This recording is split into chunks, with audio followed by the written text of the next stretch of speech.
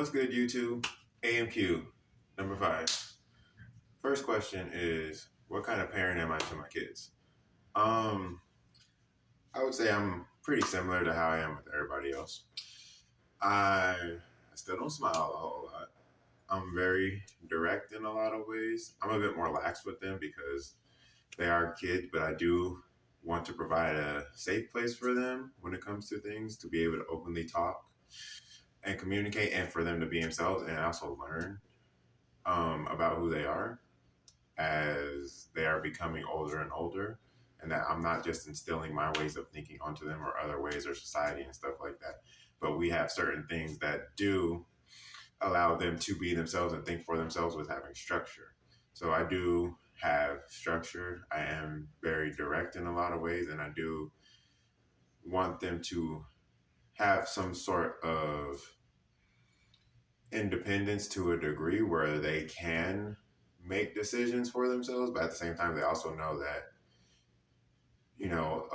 authority figures, parents, and things like that are people they should listen to for the most part, if they're giving good, clear, concise direction for them to better themselves, like, giving chores and telling them to clean up after themselves, having them come do things. Like for me, because I recycle, is one example. Is I go do that and I bring my kids with me. And when I do that, I'm not really telling them they have to do it. I kind of give them, I guess, an incentive to do stuff like this, right? So I do make money from doing that. But for like my son, he's 2, he thinks it's fun. And so do my daughters. But at the end of the day, it's because it's spending time with dad. So I kind of inadvertently teach my kids. So I kind of lead by example.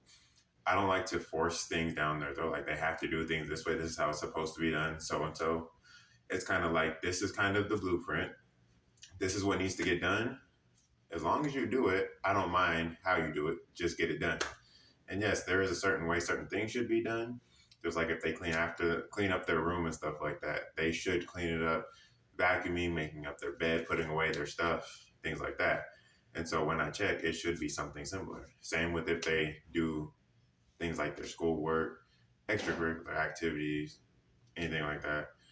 They should be something that they are accountable for, because at the end of the day, it's their stuff. But they don't know unless I teach them, or their parents are the ones that teach them, or grandparents or anything like that. But I'm more so just focusing on myself because of the question I was asked. And so I'm still very similar, but they know dad is dad. Dad's pretty serious. Dad's busy a lot. Dad's pretty active. He will bring me with me, or I will bring them with me to things, but there will be times that dad has to go do things by himself. And that's just what it is. But they also know they can always be themselves. That'll be fun once in a while. I will let things be at times, because at the end of the day, for me, the kids are like that safe place that I need. They do provide that unconditional love, acceptance of me, and accept me for me. So I'm going to naturally just be myself around them, while still making sure they know I'm a parent at the end of the day. I'm not their friend or anything like that. They know I'm their parent, and I make that clear pretty much all the time. The other question was, do I treat all my kids the same? No, I don't. And the reason why I don't is because they're all different ages. So my son's 2, and my daughter is 8 and 12. And so they're different ages, and so they're going through different things in life. They think and operate differently. They have different skills. So I treat them based on how they are, how they move, how they act, how they talk, how they interact with people, and how they interact with me specifically if I'm going to parent them. And I think that's important, because I'm not going to tell the 12-year-old and the 2-year-old the same thing. That makes absolutely no sense. Even though my 2-year-old is very, very smart and aware of things and picks up on things very, very quickly, like I'll work out and do stuff like that in front of him, or I'll clean, and he'll want to do it immediately. So those things can happen, but obviously he's not going to clean it up in the best way possible like a 12-year-old would. So that, with my 12-year-old coming into terms with her becoming more of a woman, things like that, as opposed to like my 8-year-old's not dealing with some of that stuff yet. And even just the household dynamics of what goes on in our household, because my daughter, my 8-year-old doesn't live with me full time. So when she comes, it's a different type of relationship because I only see her and physically, like face to face, for 6 weeks out of the year. So every time I see her, I have to remind her of how the household structure is and the dynamics and what she's supposed to do and the responsibilities she has and how she should act and stuff like that. But I have to remind her every single time. My stepdaughter, my oldest, need to. I don't need to do as much, honestly, because she's very aware, one, of who I am and what it is I do, and I'm aware of who she is. And it's more of a fun type of interaction. She'll tell me about some trend. I don't follow it because, I don't follow trends, but I'll listen and I'll cooperate at times because I don't want to tell her not to do some of the stuff I'm doing because she's also 12. I want her to still enjoy that time and be able to be present being 12 years old. And my 2 year old, he's just a blessing. He's the best thing that could have ever happened to me. He's so enjoyable.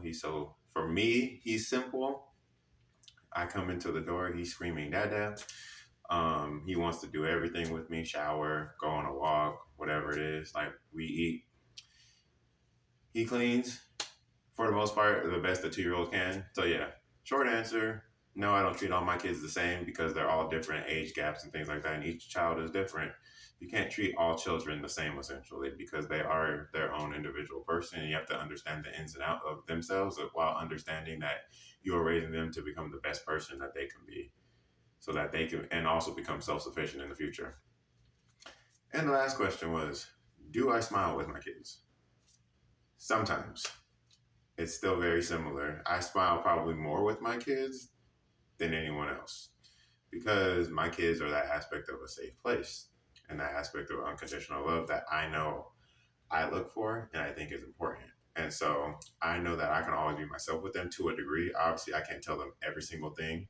I can't tell them all the stuff I go through because they are younger, but there are things that they are more supportive of when I communicate it to them than adults. And vice versa. When they tell me stuff, I know my goal was to provide a safe space. I always will tell them that, dad's a safe space. If you ever need anything and if something's going on and you're scared, I will tell you. I don't care what it is.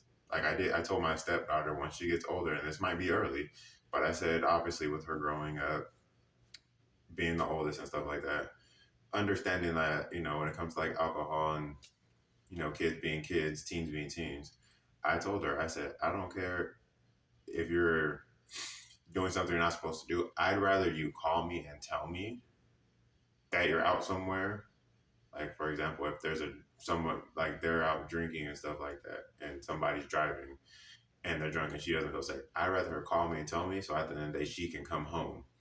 You hear all those stories about those things about, anybody. It's not even just teenagers, but the fact that somebody was behind the wheel drunk and then people passed away because of being irresponsible.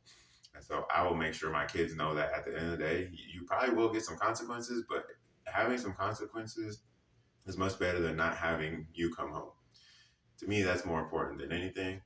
And so providing that safe space as a whole is important for me, for my kids, all that stuff.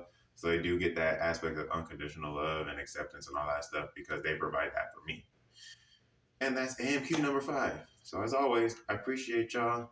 Thank you for always watching and sticking by. And as you know, time is our most valuable resource. So I appreciate you. I'll see y'all next week.